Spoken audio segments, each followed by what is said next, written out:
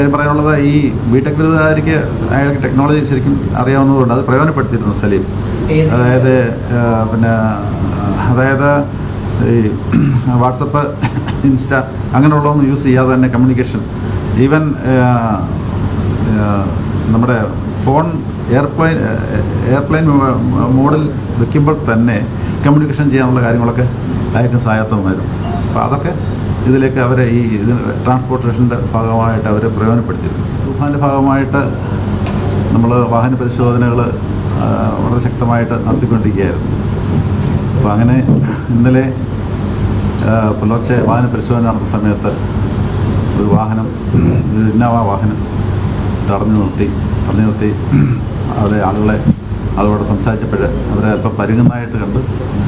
അപ്പോൾ കൂടുതൽ ചോദിച്ചപ്പോഴേ പരസ്പരമായിട്ട് കാര്യങ്ങളൊക്കെ പറഞ്ഞു. പിന്നീട് അവരുടെ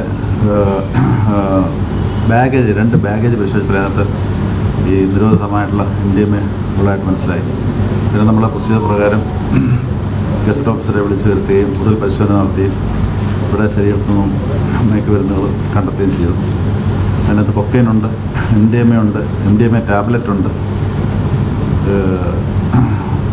അങ്ങനെ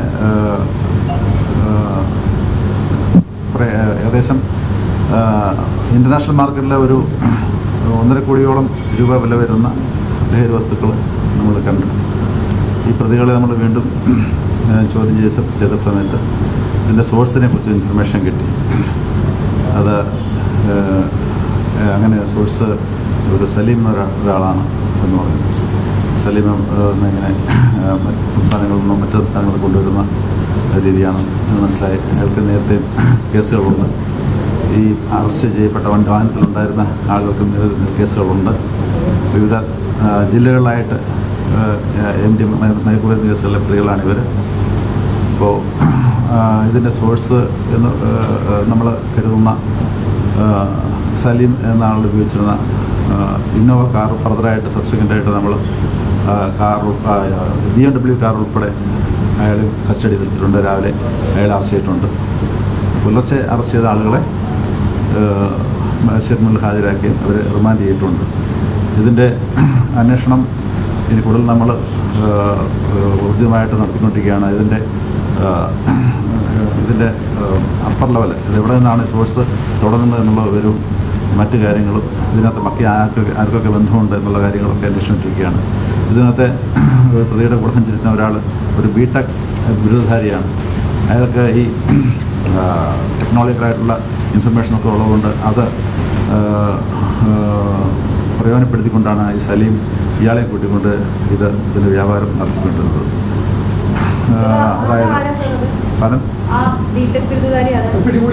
അതായത് പിടികൂടിയുള്ളതാണ് ഞാൻ പറയാം. മുഹമ്മദ് നാസിക്, കാഞ്ഞിരപ്പള്ളി.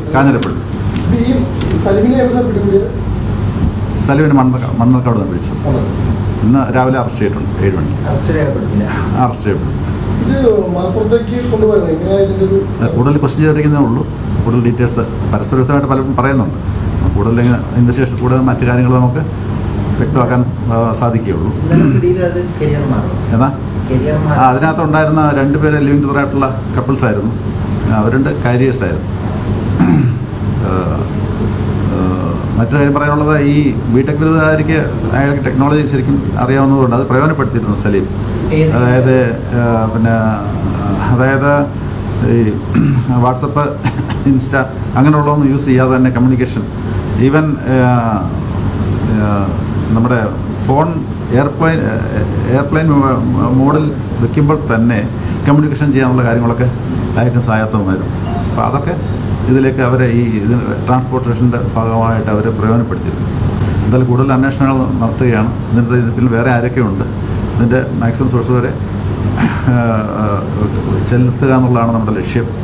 തൂഫാൻ്റെ ഭാഗമായിട്ട് ഇനിയും കൂടുതൽ കാര്യങ്ങൾ നമ്മൾ പ്രത്യേകിച്ചും ഓണം വരുന്ന സമയമായതുകൊണ്ട് കൂടുതൽ ഉചിതമായ രീതിയിൽ ഇതിനെക്കുറിച്ചുള്ള കോൺട്രാബാൻഡിൻ്റെ വിപണനത്തെക്കുറിച്ചും ഉപയോഗത്തെക്കുറിച്ചുമുള്ള കാര്യങ്ങൾ ഇൻഫർമേഷൻ കളക്ട് ചെയ്യും കൂടുതൽ ശക്തമായ നടപടികൾ സ്വീകരിക്കാൻ നമ്മൾ ഒരുങ്ങിയിരിക്കുകയാണ്.